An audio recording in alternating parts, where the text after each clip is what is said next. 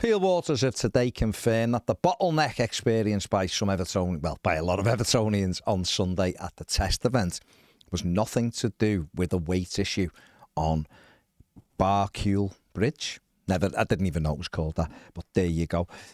What they have said is the pedestrian bits, walkways, which are made out of wood, they will be getting some work done on them soon, which means that they'll be usable as well on match days. But the reason that there was a bit of a bottleneck was just to make sure that people could get across the bridge safely.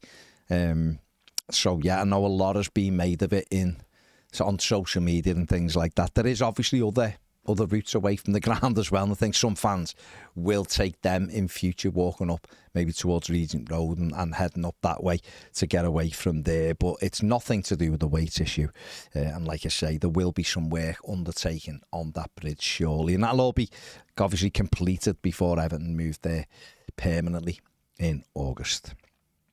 Everton left-back Vitaly Mykolenko has confirmed that he did suffer a thigh injury while away with the Ukraine, and he's returned to Everton to have it monitored and begin rehabilitation. There's been no sort of timescale put out about whether or not, or rather how long he'll be out. He is a serious doubt for the Merseyside derby, which is a worry. It's Mykolenko's fourth injury in the last 12 months, and obviously Everton have only got one recognised left-back at the club, and that is him, of course. So we expect Ashley Young to play left-back in the Merseyside derby. Just going back to the Ukraine game, the 69th minute when he came off, Ukraine was drawing 0-0. They ended up losing the game 3-0, and therefore losing 4-3 on aggregate. So now he will go back to Finch Farm and argue with Linson as to which is the greatest footballer ever to walk the earth. Both of them have been subbed recent times with their team comfortably in control of games, and then had their arses handed to them. So an argument back at Finch Farm between those two.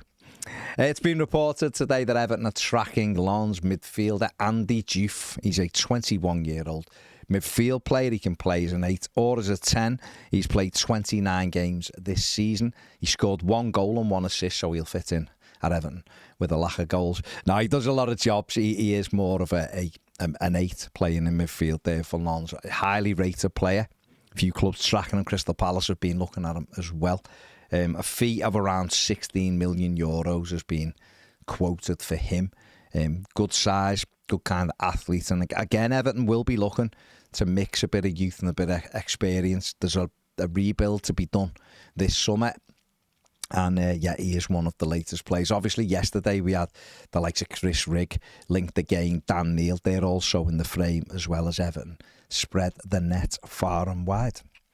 And finally, former Everton goalkeeper Tim Howard has been down to the Everton new stadium and says that he was overwhelmed by the size and enormity of it. Tim Howard, who made 414 appearances for the club across a 10-year period, said, "Wow, look at this place. This is incredible.